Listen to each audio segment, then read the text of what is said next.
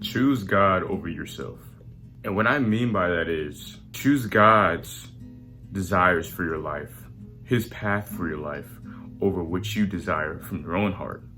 Because we know our own hearts go back and forth every single day. One day we may want something, and another day we might want something else. And a lot of times that's our carnal flesh speaking. And when we let our flesh take over, when we don't involve God in our lives, when we don't allow God to guide our steps, to trace our walk, right? We're going to be lost. We're going to go the wrong path. And 99.9% of the time, the things that we want to do aren't in God's plans. God didn't plan for Job to go through what he went through, right? God didn't, God may have planned for Job to go through what he went through. But on the back end, Job didn't probably think he was going to lose anything, or he was going to go through or be tested by God, right? And, he dealt with what he dealt with, but his faith stayed strong. And, that's Job fighting the desires of his heart.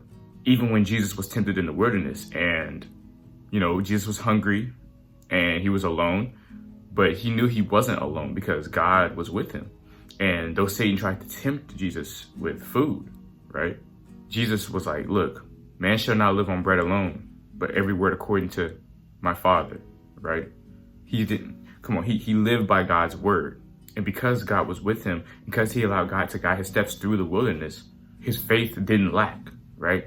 What you don't want is faith that lacks in any area. Any type of area that's weak, Satan will want to attack. At any point that you're weak or that you're not where you should be, or that you're in a situation where you feel like you're not in the right place, Satan will use that situation to attack your faith and your spiritual walk. But not only your spiritual walk, but your physical walk in your daily life. I'm telling y'all, if you drop your desires to God, if you allow God to guide your footsteps, right?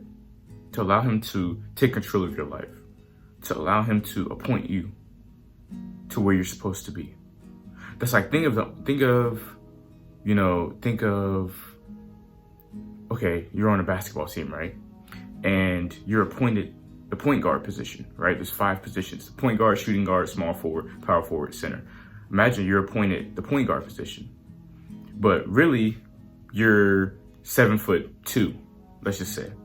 I don't know if anyone is 7'2" watching this video, but if you're 7'2", but you're playing point guard, 9 times out of 10, unless you're super duper talented like Victor Wembanyama, you should be a center, right? You should be playing the power forward or center position. And maybe, God has another plan that you should be a 7'2" point guard. Just an example. It's the same thing in our walk. He appoints us to different places in our lives. He puts obstacles in our way in our lives to show us where we need to be. Not only physically, but mentally and spiritually. But the only way you can do that is if you allow him to take control. Stop looking at your own desires. Stop keeping your own desires in the forefront of your mind. Because at the end of the day, what you do does matter.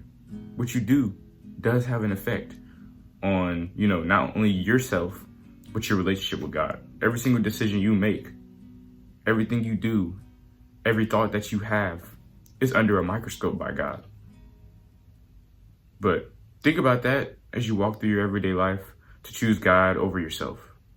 Thank you for watching, and as always, God bless, bro.